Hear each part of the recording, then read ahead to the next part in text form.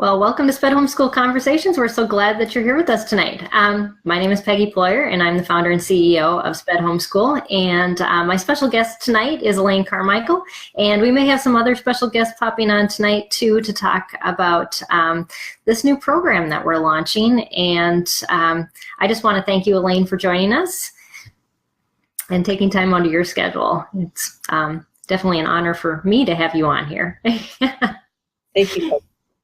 So Elaine is one of the board members for SPED Homeschool. If you don't know, our organization is a 501c3 nonprofit, which means we have a board of directors that I report to and that kind of oversee the functionality of our organization. And Elaine has blessed us with her help since our origination about a little over a year ago.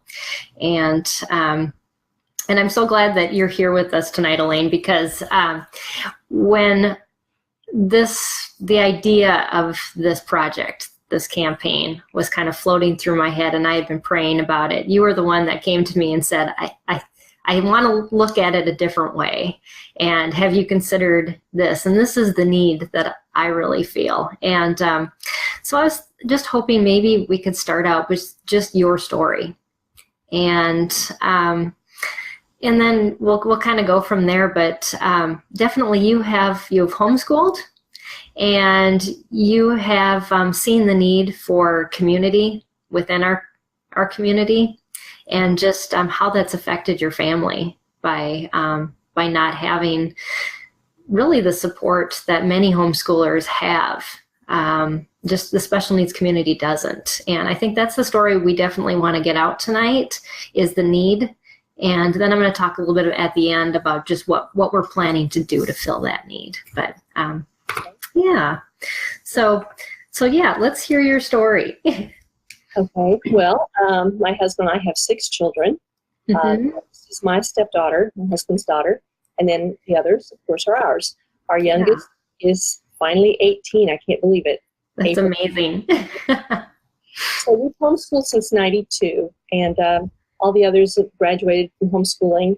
But with our youngest, life changed. We're involved in homeschool support groups during the years that the older kids were homeschooling. But what we discovered with Aaron early on is that he couldn't fit in. We're in a CoOp when he was a toddler, and people were asking questions about his behavior. And our mom was trying not to say the word autism. She was fearful it might upset me. I honestly didn't know what autism was at the time. Right. So over the years, we've learned a lot about autism. And, with Aaron, anything he started as a little guy, it's like somebody turned the switch off and just stopped. And just those milestones, and he's basically been stuck at about a 2 to 3 year old level, depending upon what it is. There are things he's learned along the way. And a lot of our homeschooling has been based on functional life skills. He's be able to, put waffles in the toaster, and how to take butter and the syrup on them, how to use the microwave.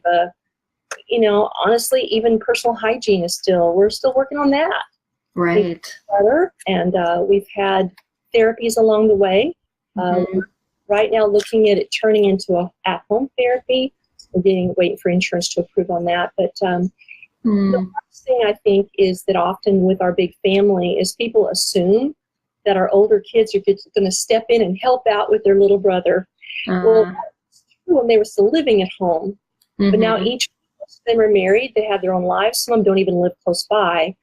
And it's more difficult. And you can't always depend on family to be the ones to help out. They don't always understand your special needs child, even if you're up with it.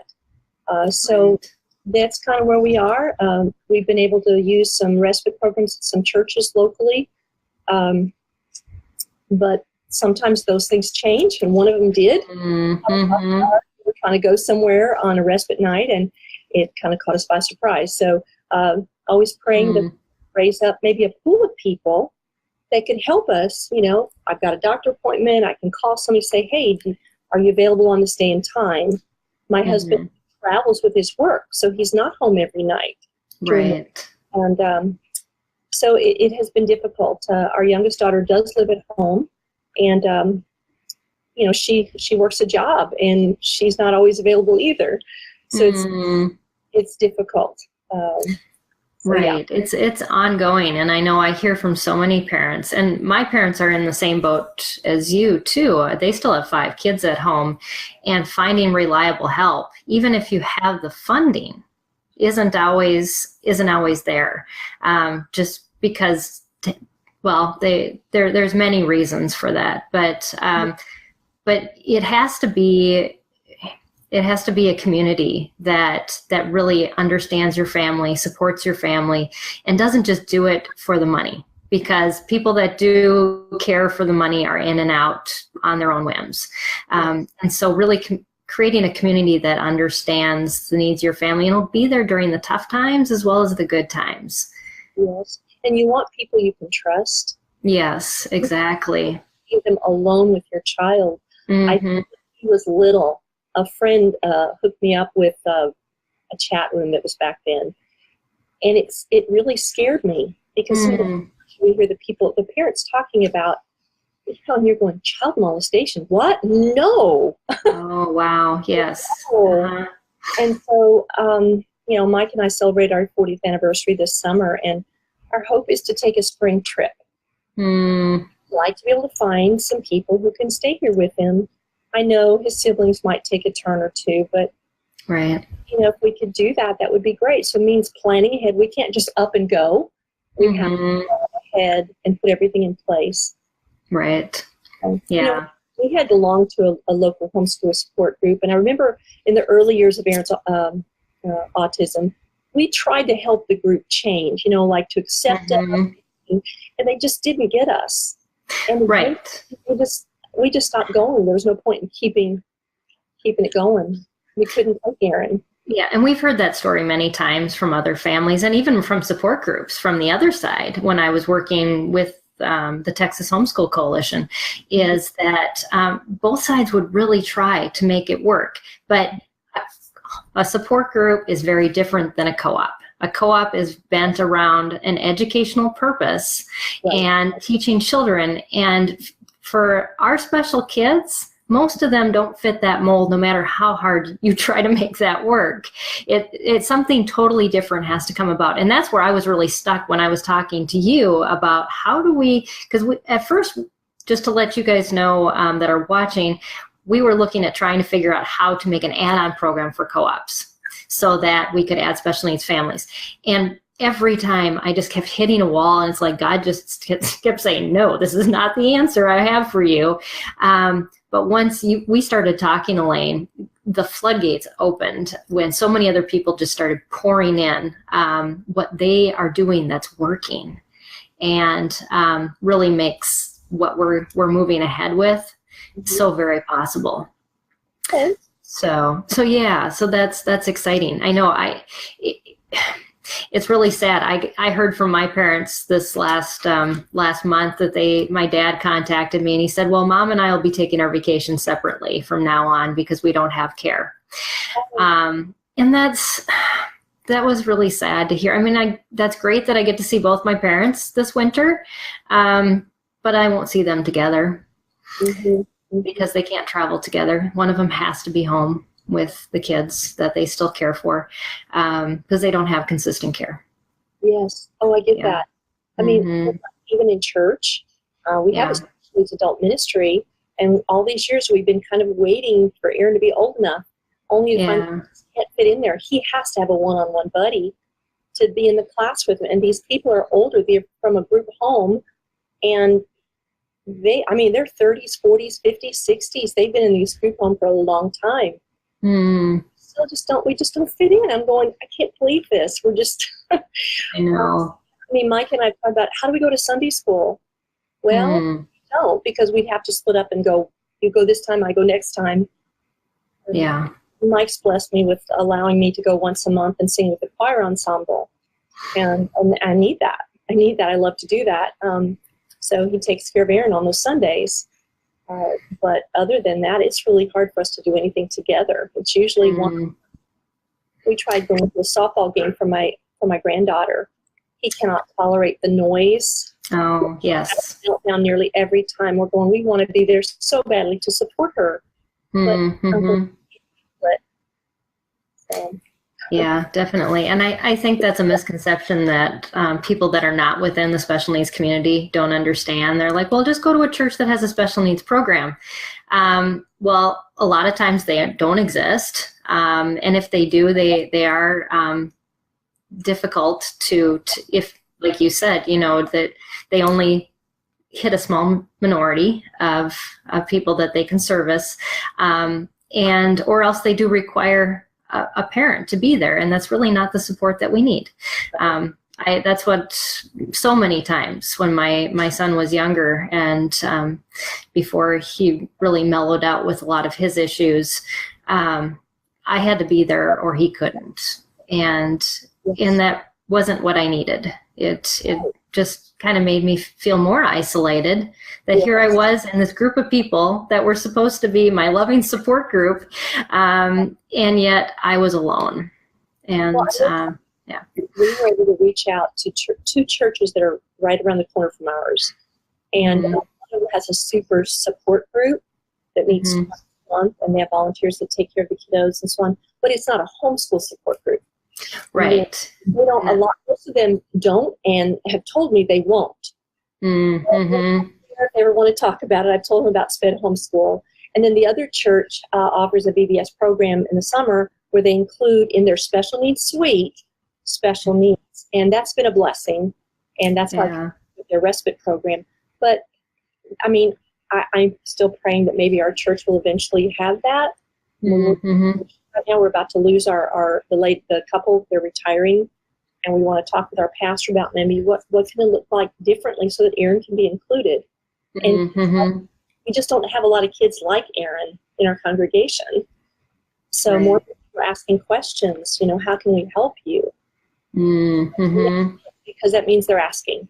Yes. Yeah. Definitely. That means that they care. Yeah. And it is very different, like you pointed out, between families that send their kids to a school or a day program or anything like that, and who homeschool. Your needs are much different. At some point, you need to have that additional support of I'm not crazy, and that's a lot of things that we talk about within the Facebook support group. That we have is, there's just so many other things that, all the life skills that you were talking about, the things that we take on to teach our children, and how does that look? And am I, the questions moms always ask, am I doing enough? And yes, I've done that many times. Yeah, and to have that support. I feel like I haven't found the right curriculum or the right something to really. I was going to tell you too, within some of the support group, kids like my kid, who's nocturnal, doesn't sleep well at night. Oh, yeah. Moms are sharing their stories too, and I know that some of our SPED homeschool moms have the same thing. And we all just agreed, we just all need night nurses. They take the night shift, we get to sleep. Myself, we've got to the point where our body clocks are off because our kids' clocks are off. And exactly. I have the privilege of staying home with Aaron, but I know some of these moms have to work. So it makes it difficult for them. They're trying to sleep. And so some night shift homeschooler teenagers or somebody, they want to sit along and hang out at my house to, keep Aaron company. Exactly. Yeah. And I think a unique component that we want to be adding to our support groups is that dads get involved too. Oh, yeah. And so it would be an entire family. So any siblings that are at home, the children who have, specific needs, and the moms and dads together. And because marriages are definitely something that we're seeing fall apart on a regular basis within our community as well. That's right. There's just a lot of stress. And we need to support each other. And, So, yeah. Well, thank you, Elaine. I really appreciate you just taking time away. Aaron did not make a a guest appearance. He was on earlier when we were chatting, and I think he was done with the camera. So yeah.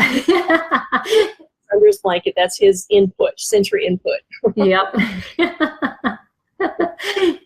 Well, he missed his television debut, but we Special Buddies T-shirt on from Misty.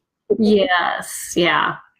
That's a very special program, and one that's going to kind of be pouring into this too, as I've been talking with Misty and how to integrate their original church program into what we're doing as well. So yeah, definitely. So, all right. Well, thank you so much, Elaine. I appreciate you just in sharing your story with us. And do you have anything else to share with our community as far as anything on your heart or about this program that we're talking about, or the need? Right offhand, I'm not thinking of anything specific. I know that for myself, finding quiet time with the Lord is really, really crucial. I try really hard each day, at least when Aaron's still sound asleep, and I'm to spend that time with the Lord. And some of the things I've taken away, I've stuck sticky notes on my computer, so I'll just share those. Psalm 37: trust, delight, commit, and be still. And was where Jesus is saving Peter. Peter, walking on the water. Take courage, it is I. Don't be afraid. And when he asked him out to him, he says, "Come." And he says, "Why, you have little faith, why did you doubt?" And this weekend when I was at a retreat, one of the sayings that the sisters have come together with over the years is, "Doubt your doubts." And I wrote it. I remember that, like you were saying, we feel so isolated. Oh my goodness. Isolation is such like a number one enemy for us. And it just solidified that for me. Doubt your doubts. Just keep saying that over and over again. Doubt those doubts that come in, and just lean into the Lord. Let those scriptures flow. Put on some music, worship. It's all day long. It's okay. Because Aaron is nonverbal, it's easy to let half the day go by and I haven't even talked to him. Oh, yeah. Just get within your own thoughts and you go, wait, I need to do something. I need to play with him. He doesn't have any play skills. So to sit by himself, it's like isn't, okay, I'm going to put this in. He's not doing anything. And that bothers me because I've got so much to do, as the mom still cleaning, you got to pay the bills, you got to cook the meals and clean up after. And he's limited on what he can do to help. And so he's sitting and he's just, and I'm like, oh, yeah, he can watch some TV or, his favorite DVDs or listen to some music. Yeah. What is he doing that's really going to help him? And his age and his strength, he runs through the house at times. He's damaging furniture because he crashes into furniture. He has no sensory input. I'm praying for maybe a buddy that'll come run with him, take him to a track, run with him, walk with him, play ball with him. Even at OT, I'm saying, hey, can we teach him some play skills that he's not picked up yet? Right. Yeah. Yeah. And for parents who, that aren't in that situation, that it seems so foreign, but yet, this is your day in and day out. Yes. Every day. And yeah, it's nice to know if you had a community that you're not alone. There's other people who are experiencing this the same as you are. And yeah. So thank you for those encouraging words. And the just some good lessons and wisdom that you have to share from, your own struggles, but your own struggles that you're seeing the light of God through, and it's amazing what you're doing too during those times. It's really easy to become feel sorry for me. And I think I'm tired of hearing your story after a while, and I realize that they need to hear both sides. They need to hear what God is doing in the midst of your valleys. Yeah, exactly. So beyond. Oh, you're welcome. Thank you. I appreciate it. So, yeah, I'm going to share some more stories that people have shared on our support group. So I'll let you go to the rest of your evening, and I'm going to keep going. And yeah, I just appreciate you taking time out of your schedule. It really means a lot. So, all right, thanks, Elaine. Okay. So just to continue on this conversation with you, we have some other stories to share as well. I had put a video into our support group on Facebook, which we have over 1.5 thousand families on there. And so I'm going to read you some of these stories because they really hit a point with just how pervasive this problem is from so many different angles. The first one I share with you is the story of Sabrina, and their family is now up on our fundraiser. You'll see them on all of our banners, but that's her family right there, and they're holding a sign saying, "Make us SPED strong." So, but she wrote, "I'm Sabrina. My daughter with PDD ADHD is a special gift from God. She has a pure heart and always likes to help people, even though some people think she is annoyed. We just moved back from Malaysia to Houston in August. My daughter goes to a homeschooling church school with special needs program in Malaysia. They have 150 regular kids and 10 special needs kids. These 10 kids are like a treasure at this school. The teachers are great. Their vision is to teach the world to know these special angels from God and let them know how to get along well with them and accept them with love.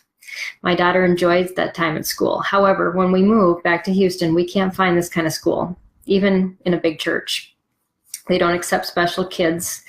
It really makes me sad and disappointed about the education system here. I can't find any co-op groups to accept her. I'm afraid to send her to public school because of the bullying problem. Private school is too expensive for us.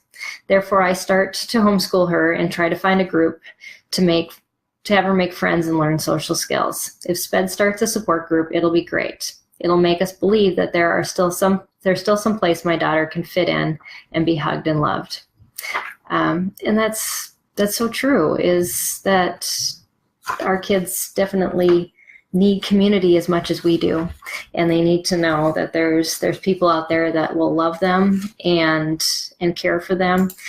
And so that was one of the stories. Another one is from Jace. She said, I feel my child doesn't fit anywhere. In fact, we constantly hear those words.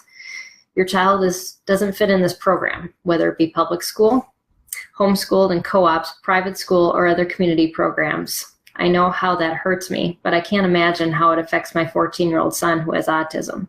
This summer, I put him in an ABA program where he felt like he did fit.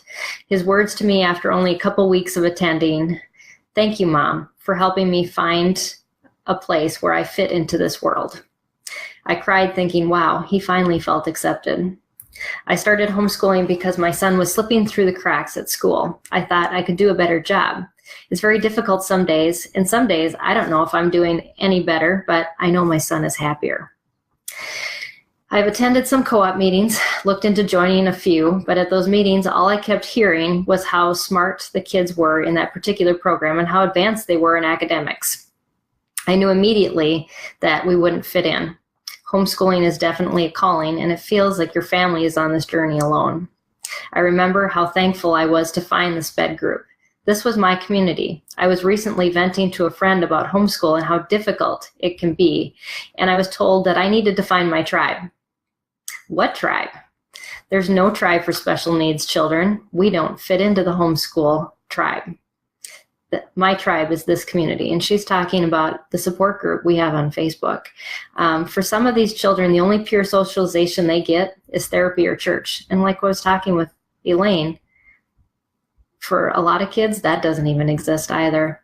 A local SPED group would bring great opportunities to socialize their children in a way that they feel accepted. And that is really another one of our great desires, is to build that community for the children too, as well as the parents as well as the siblings and everybody involved. And so the last one, I'm just going to share some excerpts because she had a lot of other things to share with me. And definitely, I want to hear the heart of our community, just because I know that there's more than just creating local groups. There's so much need in our community, and we can only do a little bit at a time. This is where God has us now. This is the push that he has us to be working on. But she writes, "This is such a difficult issue. I really appreciate what you're doing. The homeschool community needs to face reality, honestly, because there's such pressure to prove that homeschooling works. Sometimes there's a tendency to discount the kids who aren't Einstein Jr." Later on, she goes to write, "I'd love for my daughter to be able to tell her story and for millions of other kids like her to tell their stories so that we can clear up so much of the information out there. It's not you have the ability to be a functioning citizen or you don't have the ability. It's more like you have the ability to do this and be great, even if you can't do that." Unfortunately, in our society, too many people, IQ automatically equates with social worth. And we look at those kids, and I tell you, I have to agree with her. I used to go to homeschool conventions and come home crying because I knew my kids were not those kids that they were talking about, that were getting all these scholarships and winning all these prizes. And I was barely making it through a day. And that was really hard to accept because I had no community to be able to bounce everything off of, just to get the support I needed. And so these stories go on and on. And it's just not these women, it's just not Elaine, it's just not my story, but we have so many people that are homeschooling special needs children that do not have the support that they need. My story started the way many people start homeschooling special needs children. My child wasn't accepted. He was at a private school, and the principal basically told me, well, we can keep him back another year and just, work on his social skills, although he was already well mentally advanced beyond kindergarten. And I said, no, you're going to put him in that. He's going to get more depressed. He was already talking about wanting to take his life at the age of 5. And so putting him in a public school, putting him in, kindergarten again was not the option that I had. I had to homeschool my son. And we hear this story, I think, on a daily basis. My only option is homeschooling. So many parents choose homeschooling because they have nothing else for their child, and they know that they can do something better. They can at least provide a safe environment. They can provide some place where their child can be calm. They can be themselves and not constantly try to fit in the mold or be ignored in a classroom. And on top of that, like Elaine and I were talking about too, is the church situation. Not a lot of them have supportive programs that we can put our kids in, especially if we have kids who are on the extreme end, or we have kids that look normal and should be able to fit in. At least that's what we're told. And co-ops kind of do the same thing. I mean, these churches, these co-ops, I promise you, they do have a heart to help our kids. There are so many people that tried to reach out. They're just not trained. They're not equipped. And that's something that definitely has to be taught. If they don't have children like this in their own homes, it's hard to understand that when they do things, that they're not doing them because they're being deviant in their behavior. A lot of times it's sensory issues, and they have to be trained how to deal with sensory issues. For what worked for our family was finally we found a couple good friends that had kids with the same issues, and we became our own tribe. There were 3 families. We looked for teachers to be able to do some gymnastic things together. That was our own little class that we could do, or we would go on outings or just let the kids play together. And that became our tribe. And that's a difficult thing when you kind of have to go outside the norms. But that's kind of where we want our groups to be starting is by meeting the local needs of the families that we're helping.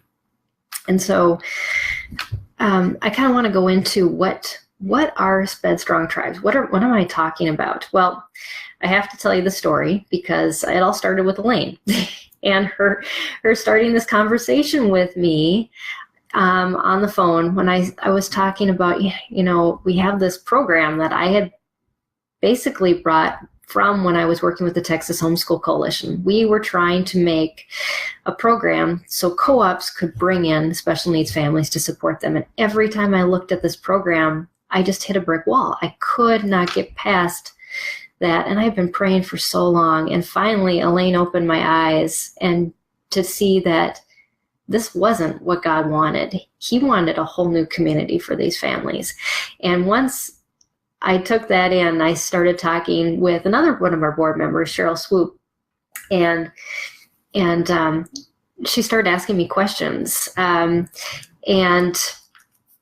so her questions were revolved around, well, what do you have within you that can make these groups work? And as I looked back at all God had done in my life, maybe some of you don't know my history of ministry, but how I first started in ministry was making small groups.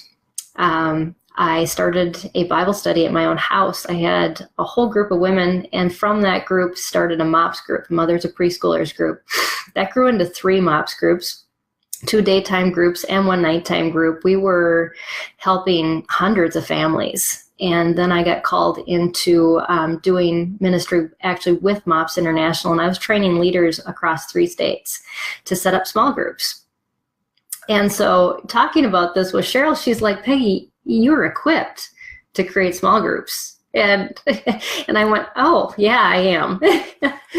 So that's kind of where this new idea birthed from. And from there, I made a call to Steve Demme, who maybe a lot of you know. He is the founder of Matthew C.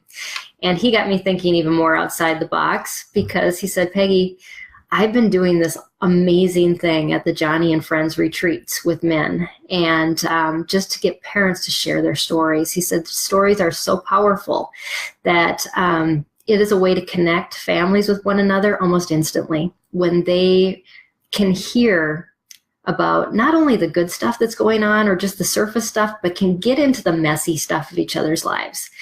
And just how much dads need to be involved. He said, churches minister to women, even our retreats minister to women, all the support for homeschool ministers to women. What about these dads? They feel like they're just the breadwinners. They're just there to bring the money in, and then they get no support. He said, we need support as much as the moms do, and we need to build our marriages. And so that opened my mind even more to how this program is going to be designed. And then I started talking with Misty Northcutt, who runs the Special Buddies program for the Texas Homeschool Coalition. And she was originally a part of the church who started that program in their church, which then THSC brought in to become their Special Buddies program. And so she said, Peggy, I know how to do this. I know how to support the kids that have any range of needs. And I want to share that with you on how we do that.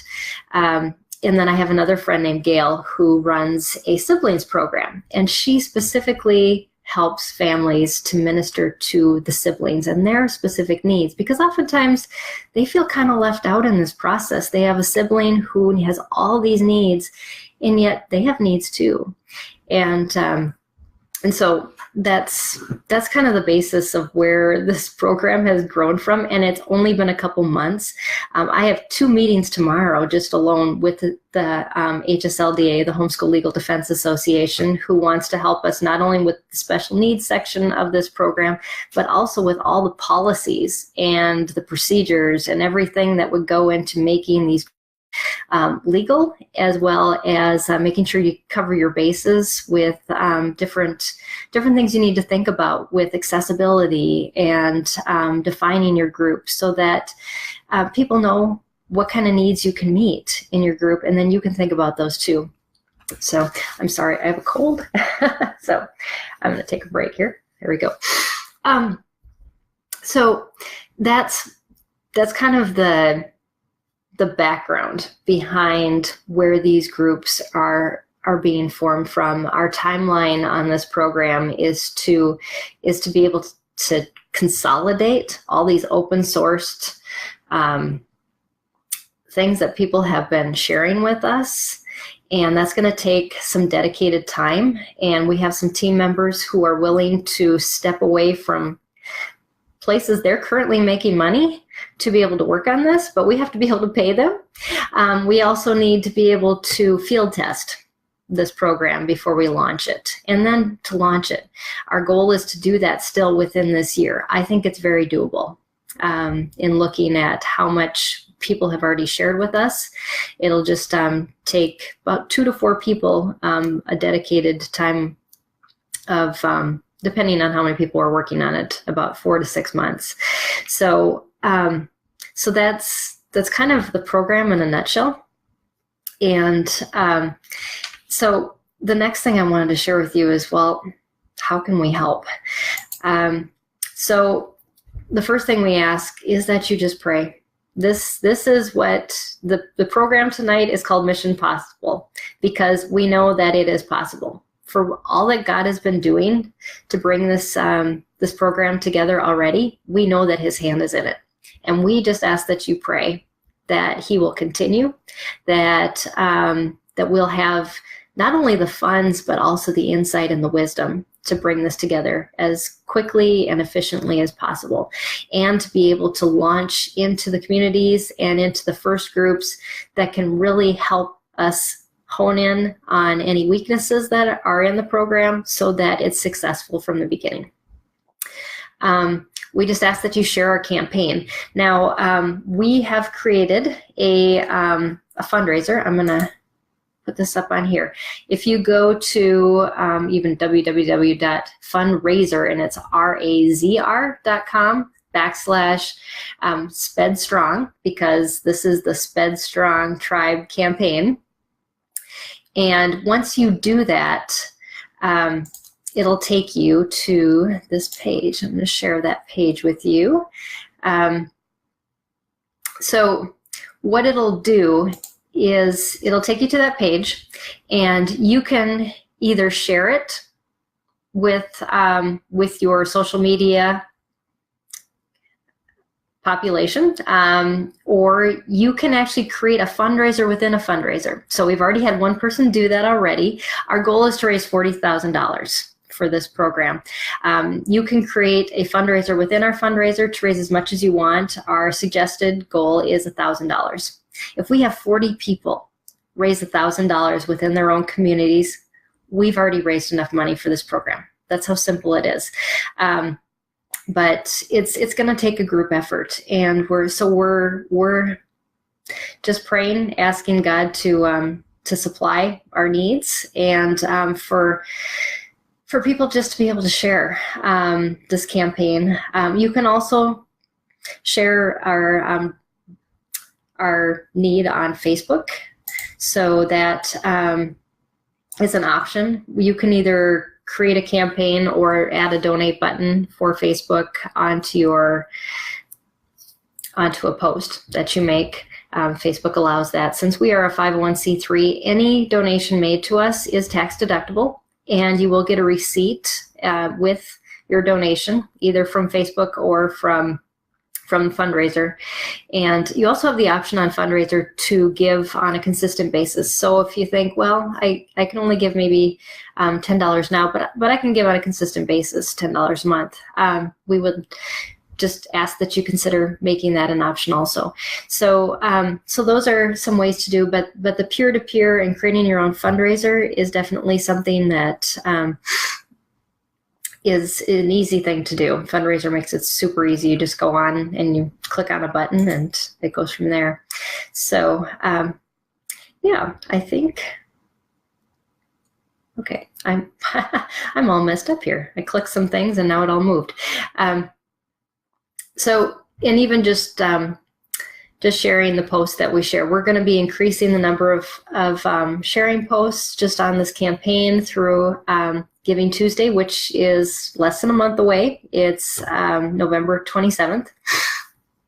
And we'll just be sharing kind of updates along the way. And hopefully you can join in sharing those with your community and just getting the word out on the need, as well as how our funding process is going for this campaign. So, and also you can, just wanted to know other ways you can support. If you feel like Facebook is not secure, just know that a lot of people have been saying that as of late. So Fundraiser is a secure website. So that would be a way to donate if you have those questions. And also we have links on our own website. If you go to spedhomeschool.com, there's a donate button right up in our taskbar, right up on top. And you can donate through GuideStar, which is doesn't even take any money away from us. It's 100% contributed to SPED Homeschool if you donate through GuideStar. They are the ones who partner actually with Amazon, Smile, and a whole lot of other nonprofit fundraising things. We also have a Facebook, or not a Facebook, but PayPal, as well as DAF, so a donor-assisted funds if people are looking to give funds from for like a grant to SPED Homeschool. We also do that. So just some neat ways to be able to share. So that's basically the program, and I just want to thank those of you that watched with us tonight. Next week we are going to be talking to Joan Green, and our theme is going to be maximizing tech to help your student, and she is a tech guru who has some ideas on how to use what you already have for assistive technology. So so that'll be exciting, because I'm sure she knows a whole lot of things that I don't, and a whole lot of us don't either. So thank you for watching tonight, and for listening in on our podcast or on one of our recorded sessions on Facebook or on our YouTube channel. And I just want to thank the Learning Disabilities Foundation of America for funding in part this program, as well as donors like you who support us on our website and through our various funding channels. So thank you, and I hope you have a great night, and I thank you just all for your support in this campaign we have moving forward, and for your prayers. God bless.